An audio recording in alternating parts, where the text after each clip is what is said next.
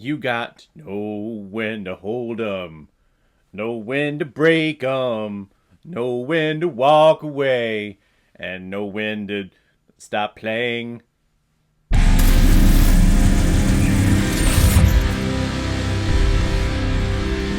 The Hustler, released in 1961 and is directed by Robert Rosen, who's also directed such films like Body and Soul, All the King's Men, The Brave Bulls, and Alexander the Great. And this film is starring Paul Newman, Piper Laurie, George C. Scott, Jackie Gleason, and Myron McCormick. And the reason why we're talking about The Hustler today is because it was a PayPal recommendation and donation from a longtime contributor and supporter of this channel, Dr. Camp. Thank you very much. You are one of my biggest, if not the biggest supporter I have on this channel, and I appreciate your continued support throughout this past year, the past several years, and going into 2025. Thank you so much, and thanks for recommending this movie, because I've heard a lot about this. I've heard a lot of great things, and you also recommended the sequel that I guess came out like 20 or 30 years after this film came out, called The Color of Money, which it's actually really cool if that's a sequel that far in the future from where the original one went. Yes, that makes sense to my brain. So if anyone else out there also wants to support me, contribute to this channel, you can select the QR code that is in the bottom left corner of your screen right now. Send over your donation of $5 or more with your movie recommendation, and if I have access to it, I will watch it, review it, and give you a little shout out, just like what I did with Dr. Camp here. Fast Eddie Fleeson is one of the greatest pool players in the world, and instead of going pro and playing in a whole bunch of tournaments and becoming one of the well-known great pool players of all time, he chooses the hustler route, where he tries to hustle out a lot of people who are willing to gamble and give up their money in small little dive bars in any town that you go to. Well, one night he takes a bad beat from another pool player, and he decides to throw in the towel and is trying to look for that passion of playing pool once again. It's kind of a precursor to a lot of the typical sports films that you see nowadays, especially like the underdog story of someone trying to build up their skills, and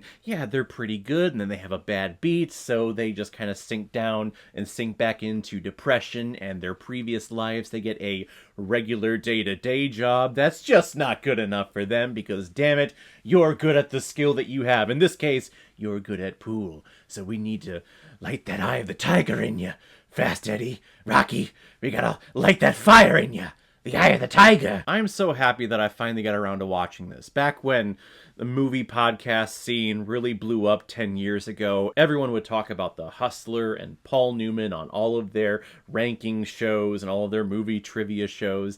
I always heard about it, just never got around to watching it. So I'm very happy that I did, because it's a pretty excellent film. It's a story about a guy who is very arrogant and doesn't know when to walk away, and doesn't know when to accept his present and to accept the great things in his life now. He's always looking for something new and something great, and is always looking to beat the next person, to prove that he is great. Thankfully, he realizes that he doesn't need to prove himself to anyone. He is that damn good. He knows he's that damn good. Just unfortunately, there are some tragedies that happen in his life leading up to him realizing that, so wish he would have realized it sooner. But Paul Newman is so cool. He is such a cool, classic actor. He is classy. He's a pretty damn good looking dude, actually. And the guy just knows how to take a drink of whiskey, and knows how to take a puff of smoke off of a cigarette, and just makes it look cool. And George C. Scott, this is actually, in my viewing of his filmography,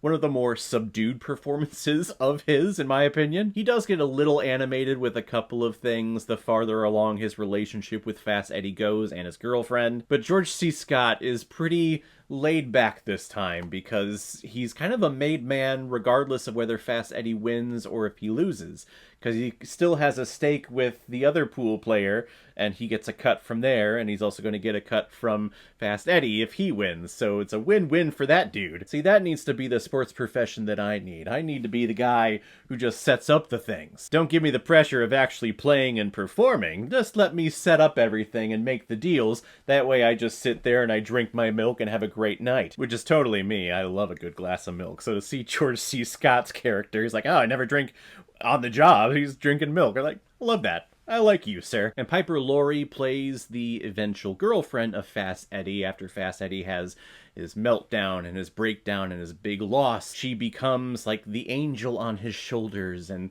the thing that makes him happy. But because he's in such a depressive state, she also gets into a depressive state, so she starts drinking and she starts publicly walking around intoxicated, and we get the classic movie dame dialogue and speech inflections. Eddie, come on. Let's hop that train. Let's get out of here. Let's find that happiness. Let's find that town eventually.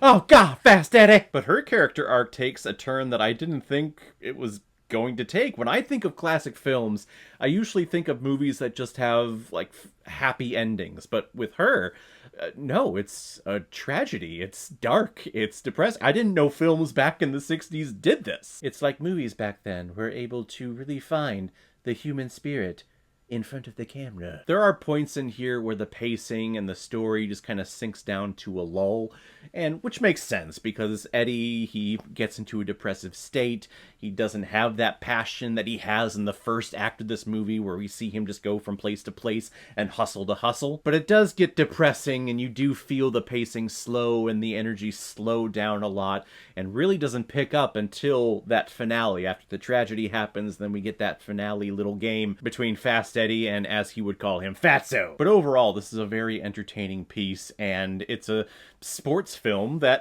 I didn't realize was a sports film, and it made me very happy. I'm going to give The Hustler 4 out of 5 Blu-rays. I like it a lot. So guys, if you've seen The Hustler, what did you think about it? Or if you've never seen it before and you stumbled across it because of this video, then comment below and let me know what you thought about it. And as always, if you like what you see here, if you like my take on movies, then hit the subscribe button and make sure you hit that bell so the next time I'm releasing my next movie review. So guys, I will see you next time on the channel, but in the meantime, be well, be good to each other, and go watch a movie. Take care, guys.